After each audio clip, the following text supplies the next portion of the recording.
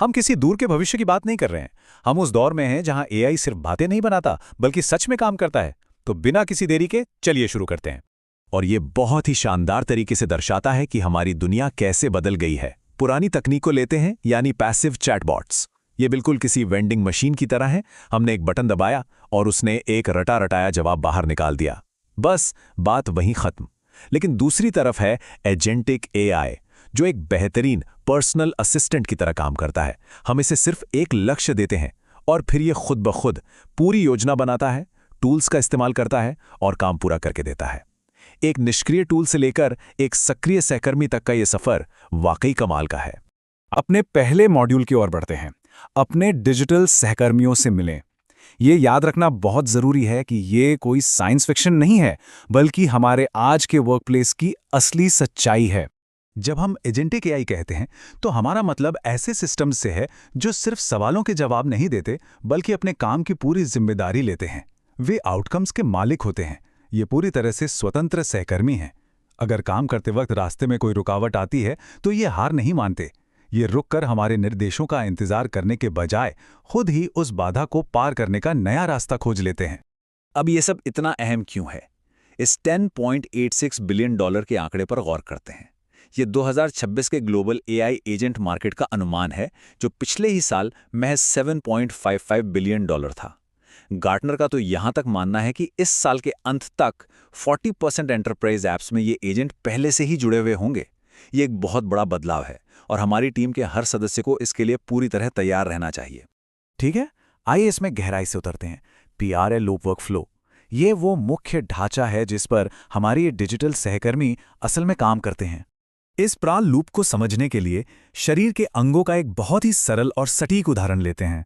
सबसे पहला कदम है परसीव, यानी देखना। ये एजेंट की आंखें हैं जिनसे वो ईमेल, सीआरएम और लाइव डेटा को मॉनिटर करता है। दूसरा है रीजन, यानी सोचना। ये उसका दिमाग है जो बड़े लक्ष्यों को छोटे और आसान चरणों में बांट देता है। तीसरा कदम है एक्ट, यानी काम करना। ये उसके हाथ हैं जिनसे वो एपीआईज का उपयोग करता है, ईमेल भेजता है या कोई टिकट बुक करता है। और चौथा, जो सबसे जरूरी है, वो है लर्न, यानी सीखना। अगर कोई एक तरीका काम नहीं आता तो ये हमारे बिना बताए खुद ही अपनी रणनीति बदल लेता है। यही लगातार सीखते रहना इसे एक सच्चा एजेंट बनाता है। थियरी तो बहुत हो गई, अब जरा प्रैक्टिस की बात करते हैं। चलिए रियल वर्ल्ड में चलते हैं और देखते हैं कि अलग अलग सेक्टर्स में ये एजेंट्स असल में कैसे काम कर रहे हैं। अब यहाँ वास्तव में दिलचस्प बात यह है कि अलग अलग इंडस्ट्रीज ने इन्हें कितनी तेजी से अपनाया है। टेलीकॉम सेक्टर को ही ले लीजिए, वहां 48% अडॉप्शन रेट है। वहां ये एजेंट्स खुद ब खुद नेटवर्क की समस्याएं ढूंढ रहे हैं और रिपेयर टिकट खोल रहे हैं। रिटेल में 47% के साथ ये इन्वेंट्री और कस्टमर की पूरी शॉपिंग जर्नी को मैनेज कर रहे हैं। और फाइनेंस में तो ये बिना थके 24/7 धोखाधड़ी रोकने और संदिग्ध पेमेंट्स को तुरंत फ्रीज करने का काम कर रहे हैं। सच कहूं तो ये सिर्फ ऑटोमेशन नहीं है, बल्कि एक बेहद सक्रिय इंटेलिजेंस है। रोजमर्रा के कुछ सॉफ्टवेयर उदाहरण भी देखते हैं। Monday.com पर एक एआई एजेंट नई लीड्स खोजकर सीआरएम को अपडेट करने और खुद मीटिंग शेड्यूल करने का काम पूरी तरह अकेले कर सकता है। और लिंडी जैसे प्लेटफॉर्म्स, वो तो और भी कमाल हैं। वहां बिल्कुल आम अंग्रेजी भाषा में एक कस्टम एआई एम्प्लॉय बनाया जा सकता है। वो इनबॉक्स को छांटेगा, ब्रांड की आवाज में ईमेल ड्राफ्ट करेगा और सेल्सफोर्स के साथ सब कुछ सिंक भी कर देगा, बिना किसी मानवीय मदद के। एक मेंटर के नाते ये बताना भी जरूरी है कि सामान्य एआई गलतियों से कैसे बचा जाए। ये सिस्टम्स जादुई जरूर लगते हैं, लेकिन वर्कप्लेस पर इन्हें एक बहुत ही सख्त गवर्नेंस यानी नियंत्रण की जरूरत होती है। तो सबसे महत्वपूर्ण बात यह है कि हमें स्पष्ट निर्देश देने होंगे। गार्टनर की ये चेतावनी बहुत अहम है।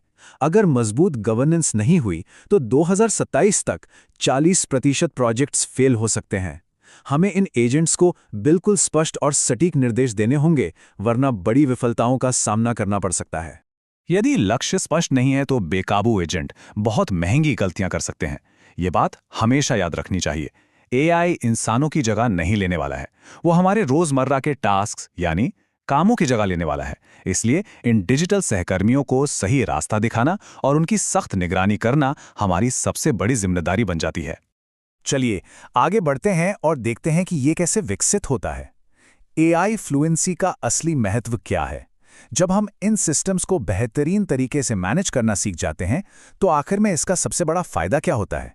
इसका सबसे बड़ा फायदा है समय की बेतहाशा बचत। जब बार बार दोहराए जाने वाले थकाऊ काम इन एजेंट्स को सौंप दिए जाते हैं तो एक छोटी टीम भी महीने में 40 घंटे से ज्यादा का समय बचा सकती है।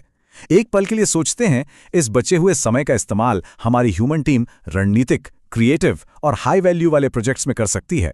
असल में यही वो चीज है जो बिजनेस को नई ऊंचाइयों पर ले जाती है। और यहीं पर हमारा ये ओरिएंटेशन सत्र अपने अंतिम पड़ाव पर पहुंचता है। लेकिन ये एक बहुत ही अहम सवाल छोड़ जाता है। जैसे जैसे एआई महज एक टूल से आगे बढ़कर हमारे साथ काम करने वाला सहकर्मी बन रहा है, क्या हमारा वर्कफोर्स इन एजेंट्स का नेतृत्व करने के लिए पूरी तरह से तैयार और कुशल है? भविष्य उनका नहीं है जो सिर्फ तकनीक का उपयोग करते हैं, बल्कि उनका है जो इस डिजिटल वर्कफोर्स का सही मायने में नेतृत्व करते हैं। इस पर गहराई से विचार करें और एआई फ्लुएंसी को अपनाने के लिए तैयार हो जाएं। इस चर्चा से जुड़ने के लिए बहुत बहुत धन्यवाद।